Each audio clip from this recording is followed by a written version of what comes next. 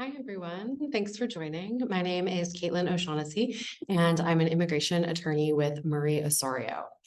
Today, I'm sharing with you my top 5 tips to prepare for your marriage-based green card interview. All of these tips apply to both of the spouses.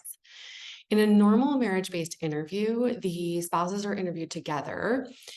Generally speaking, spouses are only separated to be interviewed separately if the officer thinks that there's a problem. So hopefully my tips today will help prevent that situation. As always, if you want to speak with me or another attorney at our firm one-on-one in a private consultation, you can call or email. And if you mention that you found us on YouTube, we will give you 50% off the initial consultation price. Okay, so back to my tips. My number 1 tip is to review your forms together. So you should know, each of you should know all of your own information, obviously, but you should also know the information of your spouse. So this includes your spouse's birth date, your spouse's parents' full names, where your spouse's parents are living, as well as your spouse's work history, and then important dates in your relationship as well, like particularly your marriage date. If you are bad with dates, then you need to actually memorize them. This part I think is very important. My second big tip is for the both of you to read your interview notice carefully. We usually are required to collect new evidence when you're going into the interview. So that's evidence of your bona fide, your real and true marriage from the time that you last filed evidence up until the time of your interview. So that can include updated bills, mortgage payments, rent payments, bank transactions, can include maybe if you've been on a vacation together, flight tickets, hotel receipts, things like that, maybe some updated photos. And I always find that photos are a little bit of a case-by-case basis. Some officers really like them, some don't. I think it's nice to have them.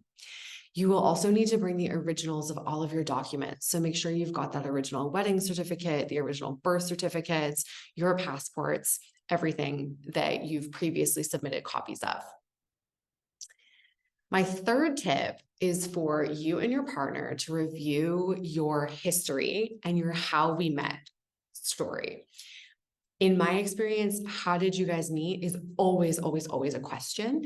And you want to make sure that your story matches up, right? So this seems really obvious, but sometimes there are situations where a couple, for example, technically met for the first time, let's say at a party, but then separately a friend brought them on a double date. And so maybe one person thinks that it was the party and one person thinks that they met on the double date. And those are not the end of the world by any means, but it's nice to get those things ironed out between the two of you before you go for your interview and even before you go to prep with your attorney. You also want to make sure that the story of your honeymoon, your whole courtship, your engagement, all of those big moments are the same. Same with birth of kids, if you have any. Just make sure that you tell the story in more or less the same way and that you remember it generally the same way. My fourth tip is that you also want to troubleshoot any potential issues that someone from the outside looking in on your relationship might see. So some of the big ones are obviously if you don't live together. If you do not live together, I really recommend that you do your case with an attorney because they can be very difficult. But a lot of times people legitimately don't live together for a real reason. Like let's say one person is doing her PhD in another city and the other person is doing has a job in the original city or something like that. Or maybe one person is caring for a parent in another city temporarily, things like that. But not living together can be a red flag. So if that's your case, you want to think that through, you want to have a good explanation for it, and you want to have a lot of other evidence that your marriage is legitimate. Another complicating factor can be if either of you has a kid from another relationship that was born during the time of that you guys were together. So if there was this is just going to raise questions. Just make sure that you're able to explain it. So maybe there was an affair and we reconciled. Okay, explanation. Or we separated for a period of time and now we're back together. Whatever the explanation is, just make sure that that you and your partner are on the same page about it. That does not have to be a deal breaker, but you just want to be upfront about things like that. Another common issue that I think is not a deal breaker, but it needs to be troubleshooted is if you guys don't share finances at all. This can sometimes be a little bit of a red flag for an officer. And so in this situation, I think the two of you need to have the same explanation for it. And lots of couples have lots of different explanations for these. So maybe it's that, whatever, it's just the way you were raised. So you keep all your finances separate, but be prepared to explain how your financial system works. And in that case, you'll also need to have a lot of other types of documentation that you're truly sharing a life, okay? Because financial integration is one of the most easily documentable ways of showing a marriage. Joint bank accounts, joint mortgage statement, whatever. And so if you don't have that, you really need to be documenting your relationship on through other ways.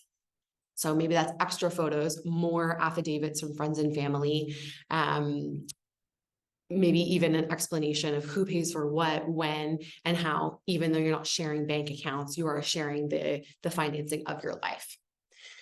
Those are generally a few of the big troubleshooting areas that I think need extra attention sometimes. And then my final tip is that you and your partner definitely need to practice with each other and with your attorney before going for your actual interview. So generally speaking, and again, this is very general because each officer does things on their own, like through their own way. But generally speaking, you'll get questions that are in categories. So some really common categories are questions about your relationship. So how did you meet? Obviously, where did your spouse work when you first met? Did your relationship turn romantic right away, or was it later on? When and where was the proposal? How long were you together in a romantic relationship before deciding to get married? Have you met each other's parents? Did the parents approve? That question, for example, do the parents approve? Just answer things like that honestly, because the officer is not judging you on whether or not other people like your spouse, right? So don't worry about things like that. You don't need to hide the nature of your relationship. So this happens a lot with LGBT couples, right? Sometimes a family isn't accepting or they haven't met the parents. That's fine. You can just be open about that.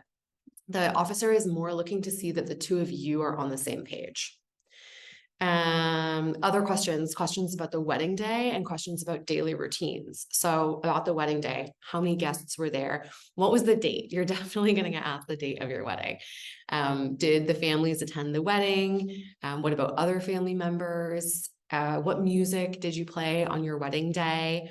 Who decided the music? Where did you go on the honeymoon? Who chose the destination? For daily routines, common ones here are what time do you and your spouse go to sleep and when do you both wake up? Who makes breakfast in the morning? What does he or she or they make? What do you usually eat? Does your spouse drink coffee in the morning? Does your spouse have a job? What's the job? How does he or she or they get to their job? Are the two of you religious? Do you attend services together? Does your spouse have any allergies or do they take any medications as well? And then you're going to get some other questions, like basically about your home and like the nitty gritty of your daily life. Like who does most of the cooking? What does your spouse like to eat for X meal? And sometimes people legitimately don't know the answers to this, for example. So, like if you have no idea what your spouse eats for lunch because she buys lunch at work every day, that's a totally legitimate answer. You just say, I don't know what she eats. She goes to work and buys lunch at work every day. Other questions about the home: what size is your bed? What color are the walls in your living room? What's your evening routine? Do you have any carpets? Or do you have hardwood floor? Like questions about your actual house. And then questions about celebrations. What do you do for the major holidays you celebrate? What are the major holidays you celebrate? Did you celebrate last New Year's Eve? What did you do together? So those are the general gist of questions that you'll get in a normal marriage-based interview. And as long as you and your spouse are mostly on the same page about it, then you shouldn't have too much to worry about. If you do make little screw ups, like let's say, I don't know, they ask you how you celebrated last New Year's Eve, and person A says we went to a restaurant, and person B says we went to a party, and you guys just messed that up because last year you did go to a party, but the year before you went to a restaurant, then just clarify it with each other in front of the officer and with the officer, and usually those things are fine. Hopefully these tips have been helpful, and good luck on your marriage-based interview.